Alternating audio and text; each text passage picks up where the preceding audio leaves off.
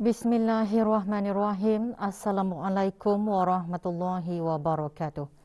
Pada menjunjung titah perkenan ke bawah Duli Yang Maha Mulia Paduka Seri Baginda Sultan Haji Hassan Al-Bolkiah Muizzaddin Wad Daulah Ibni Almarhum Sultan Haji Umar Ali Saifuddin Sa'adul Khariwaddin Sultan dan Yang di-Pertuan Negara Brunei Darussalam dan merujuk kepada siaran media Jabatan Perdana Menteri mengenai pelanjutan penangguhan sementara kebenaran aktiviti rentas sempadan bertarikh 13 Januari 2022. Jabatan Perdana Menteri memaklumkan mengenai pelanjutan penangguhan sementara kebenaran aktiviti rentas sempadan selama 14 hari lagi dari 1 hingga 14 Februari 2022. Kemasukan warga negara asing melalui pos-pos kawalan darat dan laut termasuk perjalanan transit melintasi negara Brunei Darussalam kecuali bagi kemasukan atau perjalanan transit yang telah diberikan kebenaran oleh Kerajaan Negara Brunei Darussalam.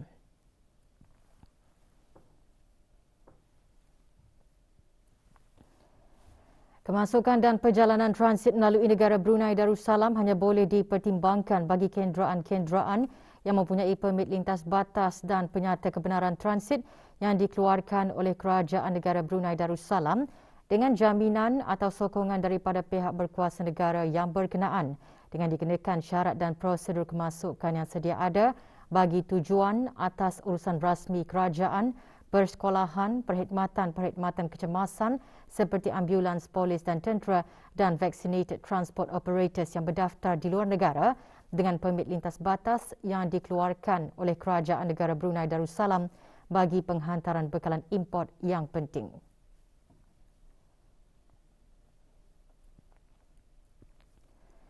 Dan keluar dan masuk negeri secara ulang-alik melalui pos-pos kawalan darat maupun laut bagi tujuan pekerjaan.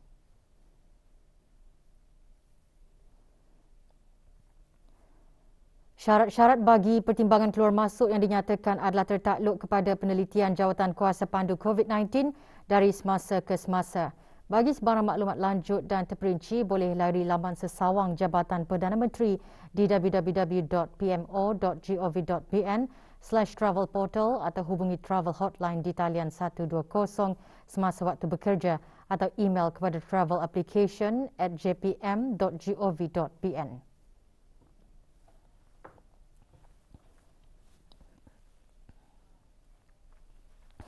68 kes baharu jangkitan COVID-19 dicatatkan kemarin di negara Brunei Darussalam menjadikan keseluruhan kes meningkat kepada 16,413 kes. Kementerian Kesihatan dalam siaran akhbarnya memaklumkan daripada kes tersebut, 55 adalah kes tempatan manakala 13 kes import. Sementara itu, 2,944 ujian makmal dilaksanakan dalam tempoh 24 jam. Manakala kadar kes positif 2.3%.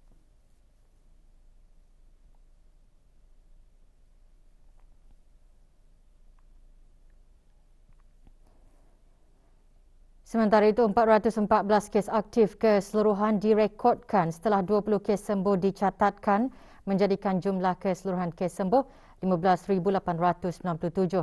Manakala kadar penggunaan katil di kesemua pusat pengasingan adalah 8.9%.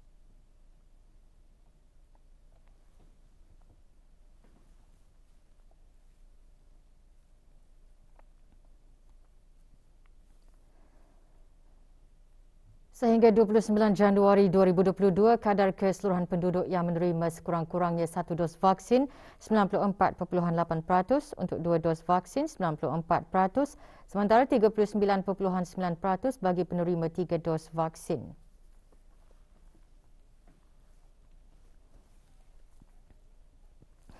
Tipuan bidaan dalam perolehan awam merupakan kesalahan serius di bawah bab 11 Perintah Persaingan 2015. Justru penanda perlu bersaing dengan menghantar tawaran secara bebas iaitu tanpa menyelaras, berkomunikasi atau berpakat dengan para pesaing lain untuk menghadkan atau menghapuskan dalam proses bidaan atau tawaran tender. Perkara tersebut antara yang ditekankan semasa sesi dialog tipuan bidaan yang dianjurkan oleh Suruhanjaya Persaingan Brunei Darussalam yang diadakan baru-baru ini. Sesi dihadiri oleh pihak pengurusan dan pegawai-pegawai kanan dari Jabatan Jalan Raya di Jabatan Kerja Raya, Kementerian Pembangunan.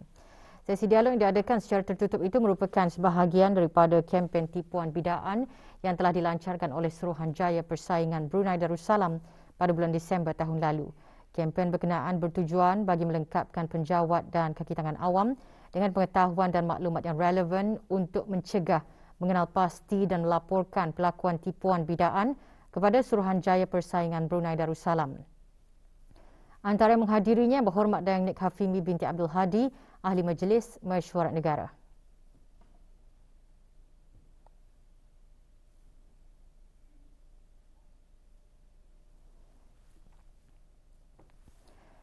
Dalam pada itu, Suruhanjaya Persaingan Brunei Darussalam mengalu-alukan bagi sebarang permohonan bagi sesi dialog dan taklimat dengan menghantar email ke brunei.competition@jpes.gov.pn.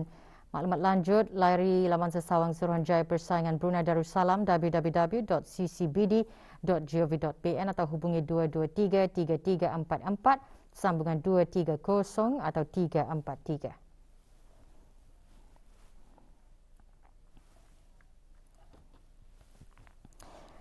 Dalam melengkapkan para belia dengan kemahiran sewajarnya bagi membina kedaya tahanan dan jati diri dalam menghadapi masa depan, 15 belia terlibat dalam aktiviti penanaman pokok buah. Aktiviti merupakan sebahagian daripada program bulanan Youth Series Anjuran Global Awareness and Impact Alliances ringkasnya GAIA dengan kerjasama Green Brunei. Antara yang hadir yang berhormat dan Harunisa binti Haji Asyari, Ahli Majlis Mesyuarat Negara. Aktiviti seumpamanya juga bertujuan meningkatkan kesedaran mengenai perubahan iklim dan kepentingan bagi memastikan alam sekitar yang sihat bagi generasi akan datang. Diadakan di Kebun Tang Salangan, Kampung Tungku. Aktiviti seumpamanya diadakan bersama Persekutuan Pengakap Negara Brunei Darussalam yang mengembangkan dan menjaga kebun berkenaan.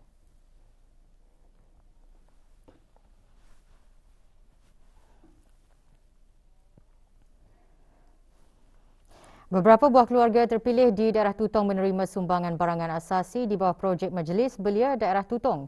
Majlis penyerahan sumbangan barangan asasi diadakan sebagai menyokong kempen Hari Bertindak sempena sambutan Hari Sukarelawan Antarabangsa 2021. Penyerahan sumbangan disempurnakan oleh Yang Berhormat Awang Haji Abdul Wahab bin Apong, Ahli Majlis Mesyuarat Negara. Sumbangan merupakan inisiatif yang dikumpulkan hasil kutipan melalui persatuan-persatuan gabungan Majlis Belia Daerah Tutong. Ia juga antara lain bertujuan menggalakkan tanggungjawab sosial terhadap masyarakat sekeliling di samping menunjukkan sifat pemedulian. Majlis berlangsung di Dewan Kemasyarakatan Kampung Tanjung Maya, Tutong.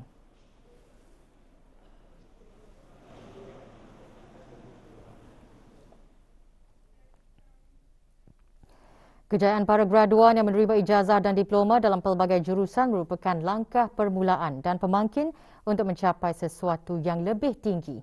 Bagi para graduan, kejayaan yang dicapai itu akan dimanfaatkan sepenuhnya untuk menyumbang kepada pembangunan negara. Segala ilmu yang diperoleh sepanjang pengajian akan dapat dicurahkan kepada generasi yang seterusnya serta mendukung wawasan Brunei 2035.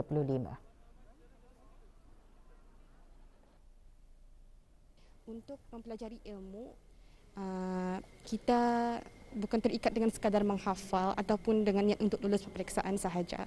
Bahkan sebagai seorang mahasiswa universiti terutamanya perlulah mengetahui tanggungjawab masing-masing. Untuk berusaha berjaya dalam master ini adalah membuat secara yang terbaik dalam apa saja yang diberikan kepada saya lah, di bidang coursework, assignment, research. Terutama research lah yang paling payah. Rasa kejayaan saya adalah untuk sentiasa positif dan mesti itulah yakin dengan diri sendiri, and most importantly we must respect our parents and our teachers because without them we wouldn't be able to stand here. Pada palynologi ini adalah Melayunya adalah pembelajaran tentang debunga dan spora. Dan alhamdulillah juga kajian ini telah pun diterbitkan di salah satu jurnal terkenal. Dan juga palynologi ini adalah juga merupakan salah satu projek atau kajian yang baru dibuat di negara Brunei Darussalam. Diberi peluang untuk pergi untuk menyertai study abroad program SAP di Radboud University Nijmegen iaitu di Belanda. Ia juga satu cabaran, ada comfort zone. Jadi itu juga peluang untuk saya grow myself. Aktiviti pelancongan tempatan setentunya memberi peluang kepada rakyat untuk menerokai produk pelancongan dalam negeri. Selain membantu ekonomi negara, ia juga dapat memberi peluang kepada orang ramai supaya lebih menghargai keindahan serta keunikan yang ada di negara ini. Pondok Memancing Kampung Belais dan Buda-Buda merupakan salah satu tempat pelancongan dalam negeri yang masih menjadi pilihan orang ramai meluangkan masa bercuti sambil mengadakan aktiviti riadah bersama keluarga. Setelah hampir 5 bulan ditutup disebabkan pandemik COVID-19, kini Pondok Memancing Kampung Belais dan Buda-Buda dibuka semula untuk kunjungan orang ramai dengan mematuhi prosedur operasi standard SOP yang telah ditetapkan oleh Majlis Perundingan Kampung berkenaan.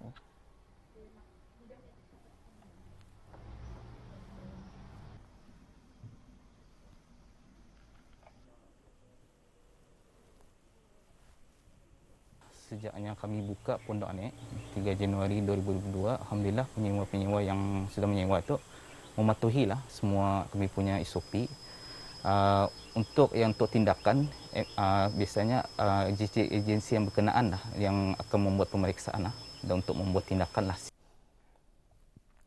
Permohonan skim bantuan pinjaman pendidikan SBPP untuk sesi akademik 2022-2023 dibukakan bermula hari ini 31 Januari 2022 pukul 8.30 pagi. Jabatan Pengurusan Biasiswa Kementerian Pendidikan dalam siaran akhbarnya juga memaklumkan permohonan bagi skim berkenaan akan ditutup pada 17 Februari 2022 pukul 4 petang. Pemohon yang berminat dikehendaki untuk memohon sekurang-kurangnya satu program yang ditawarkan di Institusi Pengajian Tinggi Awam dalam negara melalui HEKAS. Pemohon juga dikehendaki untuk menghadapkan borang permohonan dalam bentuk soft copy melalui email sbpp@moi.gov.pn serta menghadapkan dokumen yang berkaitan termasuk borang permohonan SBPP dan HEKAS dalam bentuk hard copy sebelum atau tidak lewat dari tarikh tutup permohonan SBPP. Borang permohonan beserta terma dan syarat SBPP boleh didapati melalui laman sesawang Kementerian Pendidikan di www.moi.gov.pn. Maklumat lanjut hubungi 2380019 atau hotline 7104-817 semasa waktu berjabat atau email sbpp@moi.gov.pn atau scholarship@moi.gov.pn.